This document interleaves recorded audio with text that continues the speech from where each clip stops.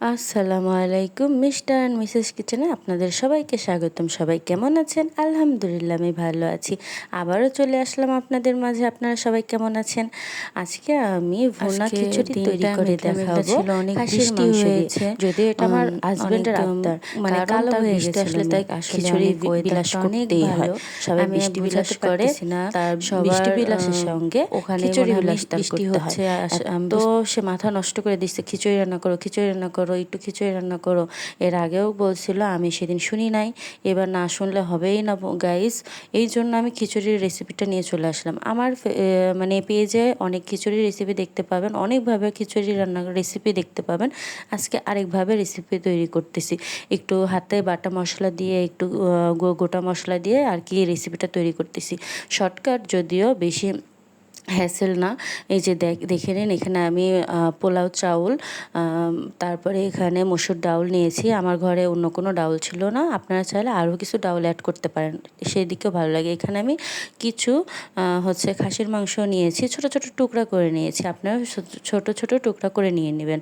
বড় করলে দেখা যাচ্ছে যে খিচুড়িটা মানে ভালো লাগে না এতটা দেখতে, আবার তেল নুন স্বাদ এগুলো ভেতরে ঢোকে না।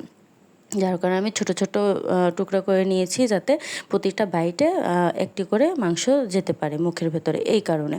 তো এই তো আমি আজকে না 1971 সালের কয়রাটা নেই নাই, কটকটি আমলের কয়রাটা বাদ দিয়ে আজকে ভাবলাম যে হাজব্যান্ডের শখের জন্য, শখের ব্যাটার জন্য শখের হাঁড়ি পাতিলেই রান্না করা যাক। আজকে আমি সম্পূর্ণ ঘিতে রান্না করব। ইভেন আমি সাদা তেলও ইউজ করব। আমি এখানে সামান্য সাদা তেল দিয়ে দিব, সম্পূর্ণ তার ঘিতে দেওয়া যায় না, নয়তো আপনাদের মিস্টার অ্যান্ড মিসেস কিচেনের আপা অতি তাড়াতাড়ি ফকির হয়ে যাবে। যাই হোক, মজা করলাম। এখানে আমি সামান্য সয়াবিন তেল দিয়ে দিলাম। এরপর আমি 2 চামচ বড় বড় হচ্ছে ঘি দিয়ে দিলাম। আপনারা দেখতেই পাচ্ছেন।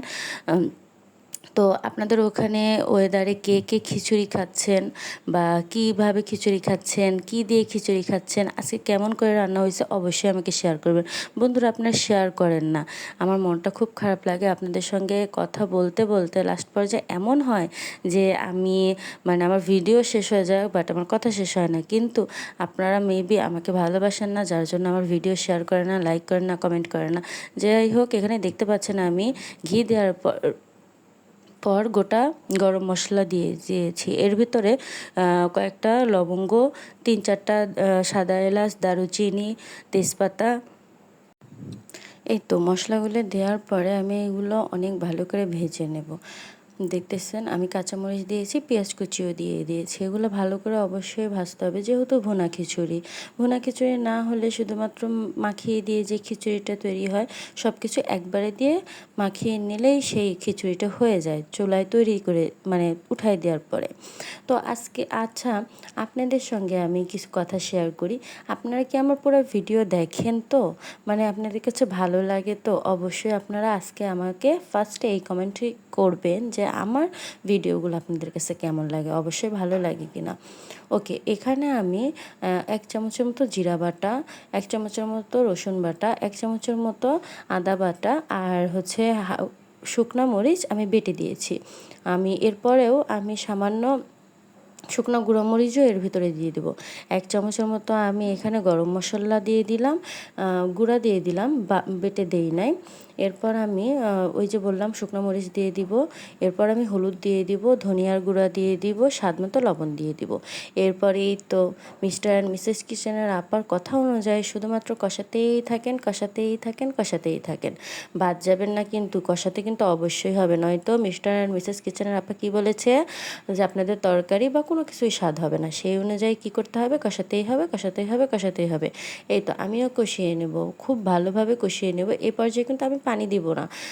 অনেক সময় আমি দেখতে পান আপনারা যে আমার হচ্ছে মানে মশলা কষানোর সময় আমি হালকা পাতলা পানি দিই, কিন্তু এবার আমি পানি দিব না, শুধুমাত্র একটু ভাজা ভাজা ভাজা ভাজা করে কষিয়ে নেব। দেখতে পাচ্ছেন আমি কিন্তু একটু পানি দিচ্ছি না। পানি না দিয়েই তো আমি অপর পাশে আরেকটা চুলাতে আমি আর কি আপনাদের জন্য মানে এই খিচুড়ির জন্য আমি পানি উঠিয়ে দিয়েছি। এরপর কষাচ্ছি। এই তো দেখুন ভাজা ভাজা করে কষানো শেষ। এই তো আমি এবার মাংসগুলো ঢেলে দিয়ে দিব। আমি কিন্তু কোনো পানি দিইনি বন্ধু, এই পর্যন্তই আমি কোনো একটুও পানি মানে দেই নাই এই মশলা কষানোর সময়। যাই হোক, এরপরে আমি মাংসগুলো দিয়ে দিলাম। এই মাংসগুলোর সঙ্গে যে পানিগুলো ছিল এই পানিগুলো দিয়ে আর কি সামান্য কষিয়ে নেব। এর পরবর্তীতে আমি পানিগুলো দিব। চলেন এবার দেখাই। এই তো আমি দেখুন কত সুন্দর লাগতেছে, মনে হচ্ছে যে সিদ্ধ হয়ে গেছে মাংসগুলো।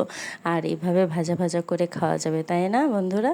যাই হোক, এই তো দেখতে পাচ্ছেন আমি কিন্তু অনেকটুকু ভেজে ভেজে নিয়েছি আর কি। মাংসগুলো কষিয়েও নিয়েছি। এভাবে কষালে হয় কি তেল নুন সবগুলোই কিন্তু একভাবে চলে যায়, যার কারণে হচ্ছে এভাবে কষানো।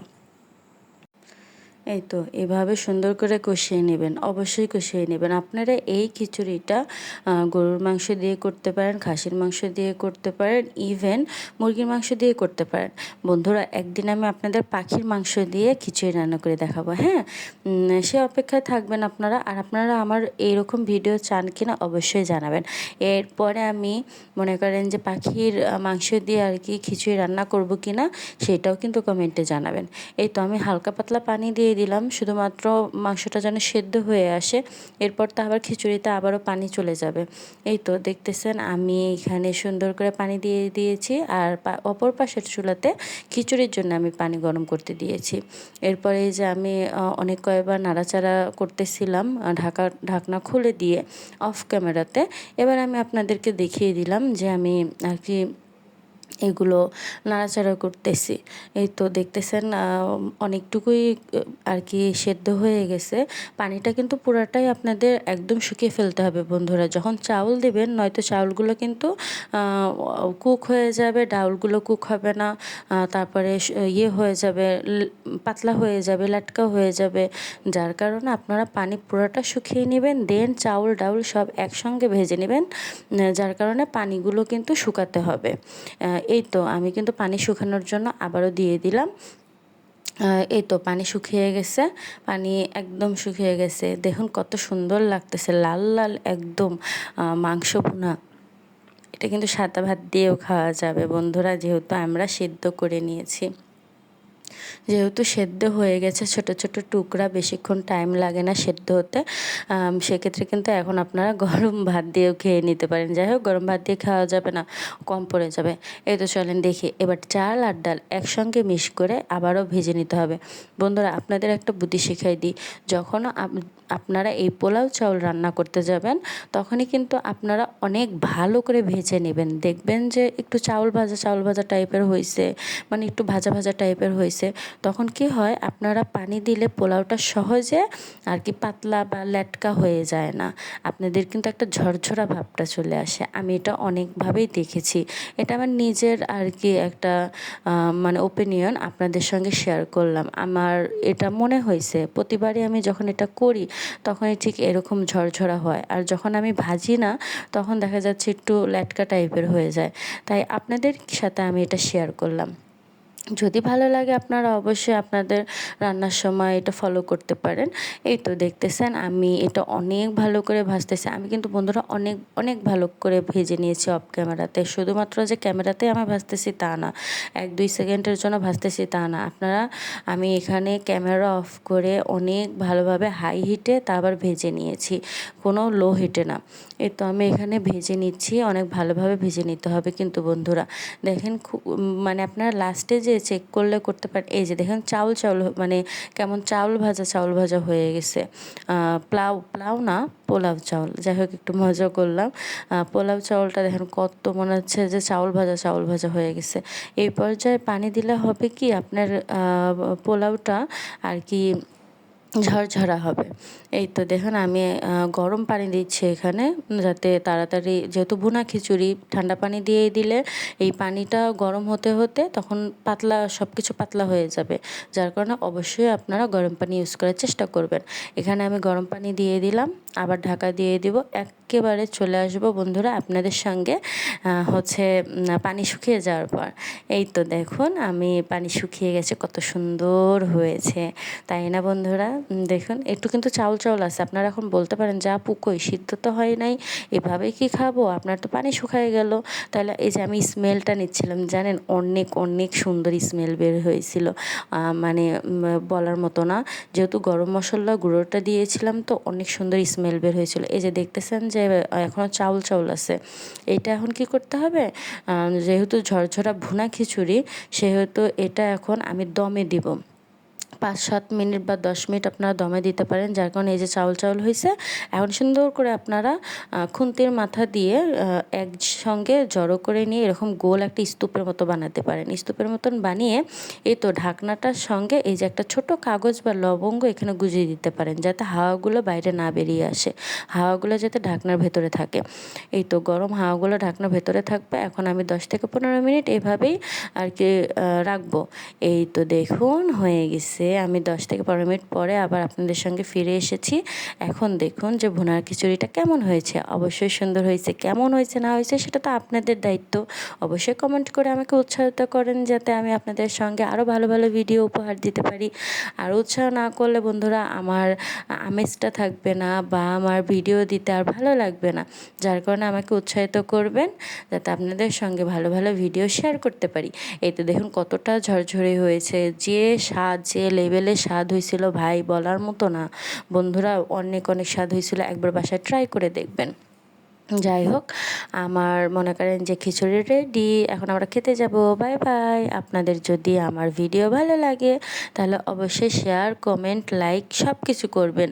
আজকে দেখব বন্ধুরা আপনারা কয়টা শেয়ার করেন। আপনারা শুধু বলেন হ্যাঁ ভালোবাসি ভালোবাসি, ভালোবাসা অবিরাম, আপনার পাশে আছি দিদি, বা আপনার পাশে আছি আপু, ধন্যবাদ, অনেক সুন্দর হয়েছে, কিন্তু কয়টা শেয়ার করেন আজকে এটাই আমি দেখব।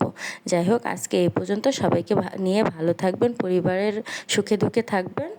Thanks for watching my video. আল্লাহ হাফিজ বন্ধুরা।